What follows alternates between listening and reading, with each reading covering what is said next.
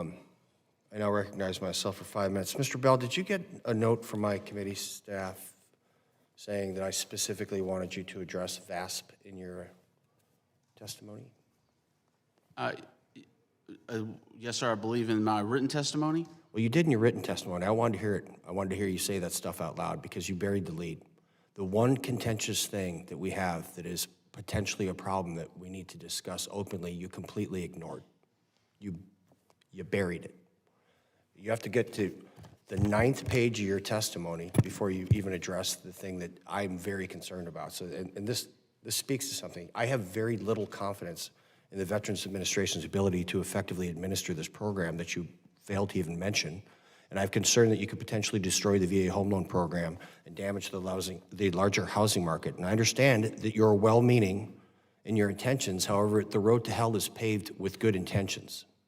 And I'm concerned that you do not have the authority statutorily in the governing statutes for the home loan program, and that you are simply making this up.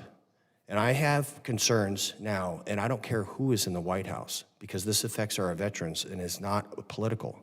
And can you please provide us right now with specific authorities outlined in statute that would authorize such a dramatic and drastic change in operation of the home loan program? Yes, sir. 38 U.S.C. 3732 as an authorization for VASP, as well as our current regulation at 38 CFR 4320.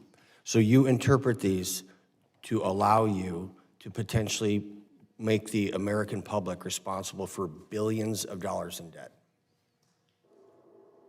Is that your interpretation? Those are our authorities, yes, sir. Okay. Well, we're going to talk about that in detail later, because you're wrong. We understand that some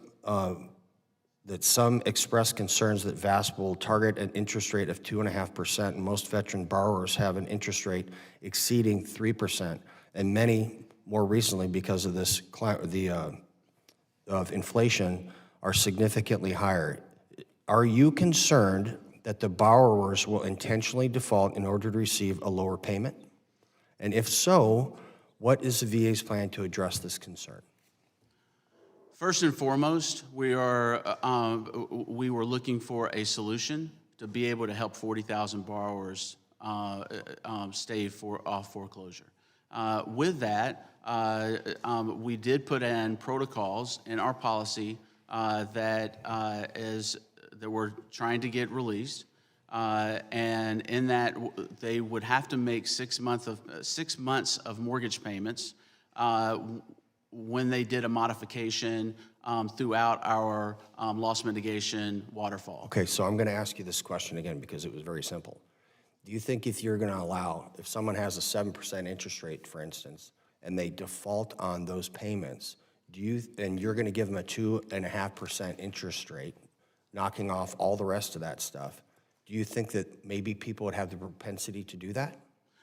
Well, sir, I think it's relevant here that we talk about our portfolio is not at a 7% rate. Our portfolio is 90% right now at almost 90% right now at a 2.5% to 3% coupon rate. Okay, so I'm going to ask you this question one more time.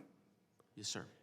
Do you think if you could essentially refinance a home loan for a lower interest rate for free and stick the bill to somebody else, do you think people might do that? That's a yes or no, because I have 1 minute left. Well, speaking from a veteran myself who have used this program for 5 different times, I find it, I find it hard to believe that a veteran would go through something as major and substantial as a foreclosure on their credit that's going to be there for 5 to 7 years. Okay, hey, Mr. Bell, no, you didn't answer that question. And you're really starting to irritate me because this program has the potential to destroy the entire program by driving the Veterans Administration into the dirt along with other markets.